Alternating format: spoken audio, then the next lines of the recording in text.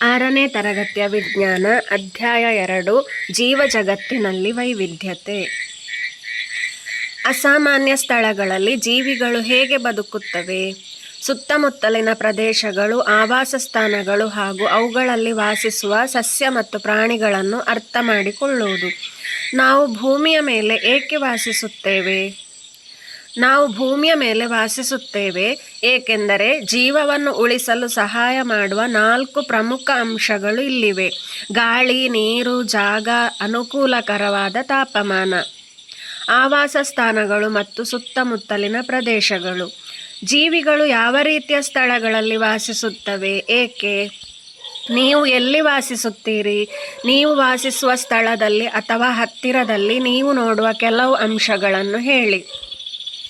ನಾನು ನಗರ ಪ್ರದೇಶದಲ್ಲಿ ವಾಸಿಸುತ್ತೇನೆ.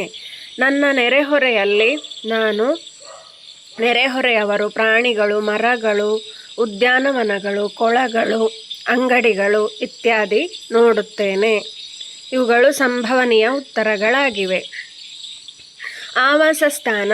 ಜೀವಿಗಳು ವಾಸಿಸುವ ಸ್ಥಳವನ್ನು ಅವುಗಳ ಆವಾಸ ಸ್ಥಾನ ಎಂದು ಕರೆಯುತ್ತಾರೆ. ಆವಾಸ ಸ್ಥಾನವು ಆಹಾರ, ನೀರು, ಆಶ್ರಯ ಹಾಗೂ ಜೀವಿಗಳಿಗೆ ಅಗತ್ಯವಿರುವ ಇತರ ಎಲ್ಲ ಅಗತ್ಯಗಳನ್ನು ಪೂರೈಸುತ್ತದೆ. ನಿಮ್ಮ ಆವಾಸ ಸ್ಥಾನ ಯಾವುದು? ನನ್ನ ಸುತ್ತಮುತ್ತಲಿನ ಪ್ರದೇಶದಲ್ಲಿ ನನ್ನ ಮನೆ, ಪ್ರಾಣಿಗಳು, ಮರಗಳು, ಉದ್ಯಾನವನಗಳು, ಕೆರೆಗಳು, ಅಂಗಡಿಗಳು ಇತ್ಯಾದಿ ಇವೆ. ನನ್ನ ಸುತ್ತಮುತ್ತಲಿನ ಇತರ ಎಲ್ಲ ವಸ್ತುಗಳು ಒಟ್ಟಾಗಿ ನನ್ನ ಆವಾಸ ಸ್ಥಾನವನ್ನು ರೂಪಿಸುತ್ತವೆ. ಜೇನುನೊಣಗಳು ಹಾಗೂ ಆನೆಗಳು ಈ ಜೀವಿಗಳ ಆವಾಸ ಸ್ಥಾನ ಯಾವುದು? ಜೇನುಗೂಡು ಜೇನುನೊಣಗಳ ಆವಾಸ ಸ್ಥಾನವಾಗಿದೆ. ಆನೆಗಳಿಗೆ ನಿರ್ದಿಷ್ಟವಾದ ಆವಾಸ ಸ್ಥಾನವಿಲ್ಲ. ಅವು ಆಹಾರ ಹುಡುಕುತ್ತಾ ಸ್ಥಳದಿಂದ ಸ್ಥಳಕ್ಕೆ ಚಲಿಸುತ್ತವೆ. ಹಾಗಾಗಿ ಜೇನುನೊಣಗಳ ಆವಾಸ ಸ್ಥಾನಕ್ಕೆ ಹೋಲಿಸಿದರೆ ಆನೆಯ ಆವಾಸ ಸ್ಥಾನ ದೊಡ್ಡದಾಗಿದೆ. ಬೇರೆ ಬೇರೆ ಜೀವಿಗಳು ಬೇರೆ ಬೇರೆ ಆವಾಸ ಸ್ಥಾನಗಳಲ್ಲಿ ವಾಸಿಸುತ್ತವೆಯೇ? ಜೀವಿಗಳು ಎಲ್ಲ ರೀತಿಯ ವಿಭಿನ್ನ ಆವಾಸ ಸ್ಥಾನಗಳಲ್ಲಿ ವಾಸಿಸುತ್ತವೆ.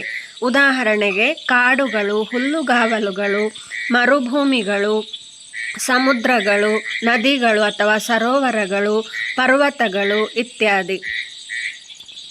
ಭೂಮಿಯ ಮೇಲಿನ ಈ ಆವಾಸ ಸ್ಥಾನಗಳನ್ನು ಭೂ ಆವಾಸ ಸ್ಥಾನಗಳು ಎಂದು ಕರೆಯುತ್ತಾರೆ. ಉದಾಹರಣೆಗೆ ಹುಲ್ಲುಗಾವಲುಗಳು, ಮರುಭೂಮಿಗಳು, ಕಾಡುಗಳು, ಪರ್ವತಗಳು ಇತ್ಯಾದಿ. ಇಲ್ಲಿ ವಾಸಿಸುವ ಪ್ರಾಣಿ ಹಾಗೂ ಸಸ್ಯಗಳನ್ನು ನೆಲವಾಸಿಗಳು ಎನ್ನುತ್ತಾರೆ. ನದಿಗಳು, ಸರೋವರಗಳು, ಕೊಳಗಳು ಮತ್ತು ಸಾಗರಗಳಲ್ಲಿರುವ ಮೀನುಗಳಂತಹ ಜೀವಿಗಳು ಜಲ ಆವಾಸ ಸ್ಥಾನದಲ್ಲಿ ವಾಸಿಸುತ್ತವೆ. ಇವುಗಳನ್ನು ಜಲವಾಸಿಗಳು ಎನ್ನುತ್ತಾರೆ. ಕಪ್ಪೆಗಳಂತಹ ಕೆಲವು ಪ್ರಾಣಿಗಳು ಭೂಮಿಯಲ್ಲಿಯೂ ಮತ್ತು ನೀರಿನಲ್ಲಿಯೂ ಬದುಕಬಲ್ಲವು. ಅವುಗಳನ್ನು ಉಭಯವಾಸಿಗಳು ಎನ್ನುತ್ತಾರೆ. ಜೀವಿಯನ್ನು ಅದರ ಆವಾಸ ಸ್ಥಾನಕ್ಕೆ ಹೊಂದಿಸಿ ಅವುಗಳನ್ನು ಒಂದೇ ಬಾಕ್ಸಿನಲ್ಲಿ ಒಟ್ಟಿಗೆ ಇರಿಸಿ. ಈಗ ನೀವು ಇಲ್ಲಿ ತೋರಿಸುವ ಜೀವಿಗಳನ್ನು ಅವುಗಳ ಆವಾಸ ಸ್ಥಾನಕ್ಕೆ ಹೊಂದಿಸಬೇಕು. ಇಲ್ಲಿ ನೋಡಿ, ಕೋತಿ ಮರ, ಪಕ್ಷಿಗೆ ಪಕ್ಷಿಗೂಡು, ಕಂಬಳಿ ಹುಳು ಎಲೆ, ಮೀನಿಗೆ ನೀರು. ನಿಮ್ಮ ಆವಾಸ ಸ್ಥಾನದಲ್ಲಿ ಬದುಕಲು ನೀವು ನಿಮ್ಮ ಸುತ್ತಮುತ್ತಲಿನ ಪ್ರದೇಶಗಳನ್ನು ಅವಲಂಬಿಸಿದ್ದೀರಾ? ಎಲ್ಲ ಜೀವಿಗಳು ತಮ್ಮ ಆವಾಸ ಸ್ಥಾನದಲ್ಲಿ ಬದುಕಲು ತಮ್ಮ ಸುತ್ತಮುತ್ತಲಿನ ಪ್ರದೇಶಗಳ ಮೇಲೆ ಅವಲಂಬಿತವಾಗಿರುತ್ತವೆ. ಉದಾಹರಣೆಗೆ, ನೀವು ಮಾರುಕಟ್ಟೆಯಿಂದ ತರಕಾರಿಗಳನ್ನು ಖರೀದಿಸಲು, ಆಸ್ಪತ್ರೆಯಿಂದ ಔಷಧಗಳನ್ನು ಖರೀದಿಸಲು, ಉದ್ಯಾನವನದಲ್ಲಿ ಆಟವಾಡಲು ಅಥವಾ ನಿಮ್ಮ ನೆರೆಹೊರೆಯಲ್ಲಿರುವ ನಿಮ್ಮ ಸ್ನೇಹಿತರು ಅಥವಾ ಸಂಬಂಧಿಕರೊಂದಿಗೆ ಮಾತನಾಡಲು ನಿಮ್ಮ ಸುತ್ತಮುತ್ತಲಿನ ಪ್ರದೇಶಗಳ ಮೇಲೆ ಅವಲಂಬಿತರಾಗಿರುತ್ತೀರಿ. ವಿಭಿನ್ನ ಜೀವಿಗಳು ತಮ್ಮ ಅಗತ್ಯಗಳಿಗೆ ಅನುಗುಣವಾಗಿ ವಿಭಿನ್ನ ಆವಾಸ ಸ್ಥಾನಗಳು ಮತ್ತು ಪರಿಸರಗಳಲ್ಲಿ ವಾಸಿಸುತ್ತವೆ. ಹೊಂದಾಣಿಕೆ. ಜೀವಿಗಳು ವಿವಿಧ ಆವಾಸ ಸ್ಥಾನಗಳಲ್ಲಿ ಹೇಗೆ ಬದುಕುಳಿಯುತ್ತವೆ ಎಂಬುದನ್ನು ನೀವು ಕಲಿತಿದ್ದೀರಿ. ಭೂಮಿಯ ಮೇಲೆ ಜೀವಿಗಳು ಬದುಕಲು ಸಾಧ್ಯವಾಗದ ಸ್ಥಳಗಳಿವೆಯೇ? ಜೀವಿಗಳು ಎಲ್ಲ ರೀತಿಯ ಅಸಾಮಾನ್ಯ ಆವಾಸ ಸ್ಥಾನಗಳಲ್ಲಿ ಬದುಕಬಲ್ಲವು. ವೋಲ್ಕಾನೋಲಿಂಪೆಟ್ಸ್ ಜ್ವಾಲಾಮುಖಿಗಳ ಒಳಗೆ ವಾಸಿಸುತ್ತವೆ. ಕ್ಲಾಸ್ಟ್ರಿಡಿಯಂ ಪರ್ಫ್ರಿಂಜೆನ್ಸ್ ಎಂಬ ಬ್ಯಾಕ್ಟೀರಿಯಾ ನಮ್ಮ ಕರುಳಿನೊಳಗೆ ವಾಸಿಸುತ್ತವೆ. ಡ್ರೈವುಡ್ ಟರ್ಮೈಟ್ಸ್ ಮರದೊಳಗೆ ವಾಸಿಸಿ ಗೋಡೆಗಳು ಮತ್ತು ಪೀಠೋಪಕರಣಗಳನ್ನು ತಿನ್ನುತ್ತವೆ. ಹೊಂದಾಣಿಕೆ ಎಂಬ ಪ್ರಕ್ರಿಯೆಯ ಕಾರಣದಿಂದ ಜೀವಿಗಳು ಅಸಾಮಾನ್ಯ ಸ್ಥಳಗಳಲ್ಲಿ ವಾಸಿಸುತ್ತವೆ. ಒಂದು ನಿರ್ದಿಷ್ಟ ಸ್ಥಳದಲ್ಲಿ ಸ್ವಾಭಾವಿಕವಾಗಿ ಬದುಕಲು ಜೀವಿಗೆ ಸಹಾಯ ಮಾಡುವ ವಿಶೇಷ ಲಕ್ಷಣಗಳ ಇರುವಿಕೆಯನ್ನು ಹೊಂದಾಣಿಕೆ ಎಂದು ಕರೆಯುತ್ತಾರೆ. ಜೀವಿಗಳ ಹೊಂದಾಣಿಕೆಗಳು ಅವುಗಳ ಆವಾಸ ಸ್ಥಾನಗಳ ಆಧಾರದ ಮೇಲೆ ವಿಭಿನ್ನವಾಗಿರುತ್ತವೆ. ಮರುಭೂಮಿಗಳು. ಜೀವಿಗಳು ಮರುಭೂಮಿ ಜೀವನಕ್ಕೆ ಹೇಗೆ ಹೊಂದಿಕೊಂಡಿವೆ?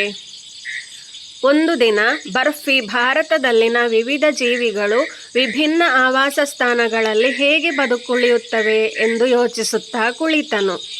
ಅದನ್ನು ಕಂಡುಹಿಡಿಯಲು ಅವನು ಭಾರತದಾದ್ಯಂತ ಪ್ರಯಾಣಿಸಲು ನಿರ್ಧರಿಸಿದನು. ಅವರು ಏನು ಕಲಿತರು ಎಂಬುದನ್ನು ನಾವು ಕಂಡುಹಿಡಿಯೋಣ. ಥಾರ್ ಮರುಭೂಮಿ, ರಾಜಸ್ಥಾನ. ಹಾಯ್ ಒಂಟೆ, ಇಲ್ಲಿ ತುಂಬ ಬಿಸಿ ಇದೆ. ಇಷ್ಟೊಂದು ಬಿಸಿ ಮತ್ತು ಒಣ ವಾತಾವರಣದಲ್ಲಿ ನೀವು ಹೇಗೆ ಬದುಕುತ್ತೀರಿ? 2 ವಿಭಿನ್ನ ಮರುಭೂಮಿಗಳಲ್ಲಿ ವಿವಿಧ ರೀತಿಯ ಒಂಟೆಗಳ ಬಗ್ಗೆ ತಿಳಿದುಕೊಳ್ಳೋಣ. ಉಷ್ಣ ಮರುಭೂಮಿಯ ಆವಾಸ ಸ್ಥಾನದಲ್ಲಿ ಒಂಟೆಗಳು. ಮರಳನ್ನು ದೂರವಿಡಲು 2 ರೆಪ್ಪೆಗೂದಲುಗಳು ಮತ್ತು ಸೀಳು ರೂಪದ ಮೂಗಿನ ಹೊಳ್ಳೆಗಳಿವೆ. ತಂಪಾಗಿರಲು ದೊಡ್ಡ ದೇಹದ ರಚನೆ ಇದೆ. ಮರಳಿನ ಮೇಲೆ ನಡೆಯಲು ಉದ್ದವಾದ ಕಾಲುಗಳು ಮತ್ತು ಸಮತಟ್ಟಾದ ಪಾದಗಳಿವೆ. ದೀರ್ಘಕಾಲ ಆಹಾರವಿಲ್ಲದೆ ಇರಲು ಕೊಬ್ಬನ್ನು ಸಂಗ್ರಹಿಸುವ ಸಾಮರ್ಥ್ಯವಿದೆ. ಒಂದೇ ಸಲ 46 ಲೀಟರ್ ನೀರನ್ನು ಕುಡಿಯುವ ಸಾಮರ್ಥ್ಯವಿದೆ. ಚಳಿ ಮರುಭೂಮಿಯ ಆವಾಸ ಸ್ಥಾನಗಳಲ್ಲಿ ಒಂಟೆಗಳು. ಮರಗಳನ್ನು ದೂರವಿಡಲು 2 ರೆಪ್ಪೆಗೂದಲುಗಳು ಮತ್ತು ಸೀಳು ರೂಪದ ಮೂಗಿನ ಹೊಳ್ಳೆಗಳಿವೆ. ದೀರ್ಘಕಾಲ ಆಹಾರವಿಲ್ಲದೆ ಇರಲು ಕೊಬ್ಬನ್ನು ಸಂಗ್ರಹಿಸುವ 2 ಕೊಬ್ಬುಗಳು ಅಥವಾ ಗೂನುಗಳು. ಬೆಚ್ಚಗಿಡಲು ದಪ್ಪವಾದ ಚರ್ಮಗಳು. ಪರ್ವತಗಳಲ್ಲಿ ನಡೆಯಲು ಕಡಿಮೆ ಎತ್ತರ ಮತ್ತು ಚಿಕ್ಕ ಕಾಲುಗಳಿವೆ. ಈ ರೀತಿ ಒಂಟೆಗಳು ಹೊಂದಾಣಿಕೆ ಮಾಡಿಕೊಂಡಿವೆ. ಮರುಭೂಮಿಯಲ್ಲಿ ಬೇರೆ ಯಾವ ಪ್ರಾಣಿಗಳು ಕಂಡುಬರುತ್ತವೆ? ಒಂಟೆಗಳಂತೆ ಅವುಗಳಿಗೂ ಹೊಂದಾಣಿಕೆಗಳಿವೆಯೇ? ಇಲ್ಲಿ ಹಾವು, ಇಲಿ, ಗೂಬೆ ಮತ್ತು ಆಮೆಗಳಂತಹ ಅನೇಕ ಪ್ರಾಣಿಗಳು ಮರುಭೂಮಿಯಲ್ಲಿ ಕಂಡುಬರುತ್ತವೆ. ಅವು ವಿಭಿನ್ನ ರೀತಿಯಲ್ಲಿ ಹೊಂದಾಣಿಕೆ ಮಾಡಿಕೊಂಡಿರುತ್ತವೆ. ಕೆಲವು ಪ್ರಾಣಿಗಳಿಗೆ ಚಿಕ್ಕ ಕಾಲುಗಳಿರುತ್ತವೆ ಮತ್ತು ಕೆಲವು ಬಿಸಿಯಿಂದ ರಕ್ಷಿಸಿಕೊಳ್ಳಲು ನೆಲದ ಆಳದಲ್ಲಿ ಗುಂಡಿಗಳು ಅಥವಾ ಬಿಲಗಳನ್ನು ತೋಡುತ್ತವೆ. ಇದು ಮರುಭೂಮಿಗಳಲ್ಲಿ ಬೆಳೆಯುವ ಪಾಪಸ್ ಕಳ್ಳಿ ಗಿಡವಾಗಿದೆ. ಈ ಗಿಡಗಳು ಮರುಭೂಮಿಯಲ್ಲಿ ಬದುಕಲು ಹೇಗೆ ಹೊಂದಿಕೊಂಡಿವೆ? ಪಾಪಸ್ ಕಳ್ಳಿಯಂತಹ ಮರುಭೂಮಿ ಸಸ್ಯಗಳಿಗೆ ಎಲೆಗಳು ಇರುವುದಿಲ್ಲ. ಇವು ಬಹಳ ಚಿಕ್ಕದಾಗಿರುತ್ತವೆ ಅಥವಾ ಮುಳ್ಳುಗಳ ರೂಪದಲ್ಲಿರುತ್ತವೆ. ಈ ಹೊಂದಾಣಿಕೆಯು ನೀರಿನ ನಷ್ಟವನ್ನು ಕಡಿಮೆ ಮಾಡಲು ಸಹಾಯ ಮಾಡುತ್ತದೆ. ಇಲ್ಲಿ ತೋರಿಸಿರುವ ಎಲೆಯಂತಹ ರಚನೆಯು ವಾಸ್ತವವಾಗಿ ಕಾಂಡವಾಗಿದೆ. ಇದು ದಪ್ಪವಾದ ಮೇಣದಂಥ ಪದರದಿಂದ ಮುಚ್ಚಲ್ಪಟ್ಟಿದೆ. ಇದು ನೀರನ್ನು ಉಳಿಸಿಕೊಳ್ಳಲು ಸಹಾಯ ಮಾಡುತ್ತದೆ. ಪಾಪಸ್ ಕಳ್ಳಿ ಗಿಡಗಳಿಗೆ ಮಣ್ಣಿನ ಆಳಕ್ಕೆ ಹೋಗುವ ಬೇರುಗಳಿರುತ್ತವೆ. ಅವು ನೀರನ್ನು ಹೀರಿಕೊಳ್ಳುತ್ತವೆ. ಮರುಭೂಮಿಯಲ್ಲಿ ಬದುಕಲು ಅಗತ್ಯವಾಗಿರುವ ಹೊಂದಾಣಿಕೆಗಳಲ್ಲಿ ಕೆಳಗಿನವುಗಳಿಂದ ಆಯ್ಕೆ ಮಾಡಿ. ಮರುಭೂಮಿಯಲ್ಲಿ ಬದುಕಲು ನನಗೆ ಯಾವ ಹೊಂದಾಣಿಕೆಗಳು ಬೇಕಾಗುತ್ತವೆ? ಹಲವಾರು ದಿನಗಳು ನೀರು ಮತ್ತು ಆಹಾರವಿಲ್ಲದೆ ಬದುಕುವ ಸಾಮರ್ಥ್ಯ. ನಡೆಯಲು ಸಮತಟ್ಟಾದ ಜಾಲಪಾದಗಳು.